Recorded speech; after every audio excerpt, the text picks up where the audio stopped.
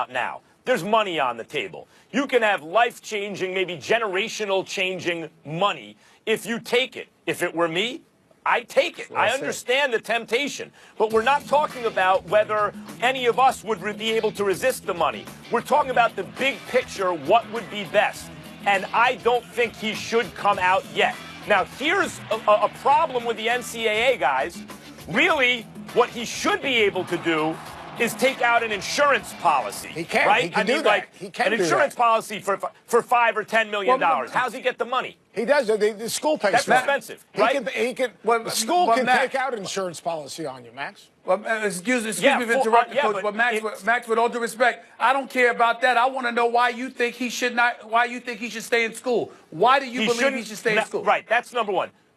Now, why should he actually stay? The affirmative case, why he should stay. Because he does make questionable decisions still. Because he's not likely as good as he will eventually be. He can't get better in the NBA? Steph Curry.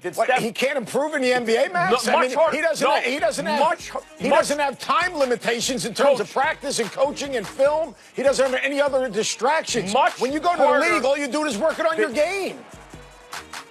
No, Coach. The history of sports has shown us, team sports has shown us that by and large, it is harder to develop when you are thrown to the wolves, when you're in over your head, than when you're given time to compete against people at your own level or maybe slightly above. So they push you to get better. That's the way prospects are generally developed best in every sport. Baseball, football, not in the game of basketball.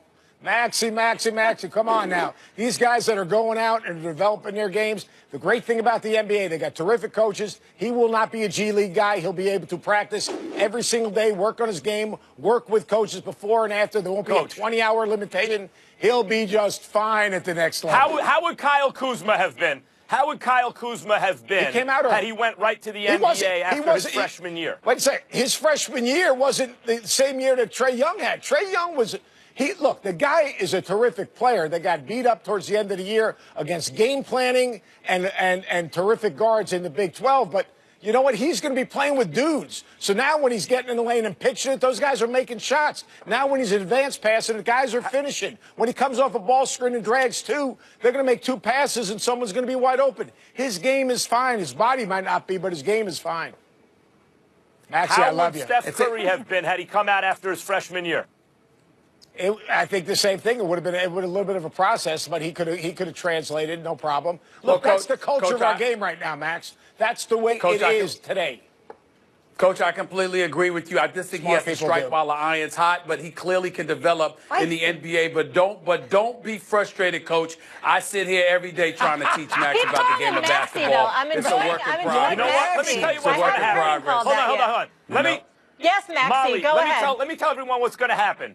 Trae Young comes out instead of developing more. Because he comes out early, there's a development process. It takes a year or two before he's the player that people are expecting because of where he's drafted. Stephen A. Smith is on TV saying, I don't see the aggression. He's not, for the number 7 or whatever his overall pick, et cetera, et cetera. Coach, he's saying that about me because of what I say about Lonzo Ball. But evidently, Max doesn't watch enough basketball because the fact of the matter is that I have every right to look at Lonzo Ball as the number 2 overall pick for Showtime, drafted by the greatest point guard in the history of basketball, who was the architect and orchestrator of Showtime, and have a level of expectation. So you'll be Max patient wants to with throw Trae all of that out. I promise you I won't be saying about you. Hold on. I promise you I won't be saying Trae Young ain't aggressive. I have no concerns about that.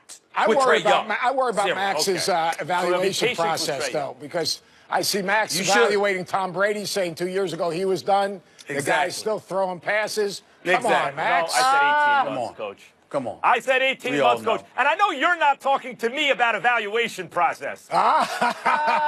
Throw a little Steph Curry at me, why don't you? All right. I didn't say anything. I take ownership, Max. I love it. He's looking to become just the 3rd lottery pick out of Oklahoma, joining Blake Griffin and Buddy Hield. He may be young, Coach, but he's ready, according to you and Stephen A. Thank you so much for being with us. Appreciate it. Always fun with this guy. He's trouble. Coming up, LeBron got the world's attention last night with this dunk.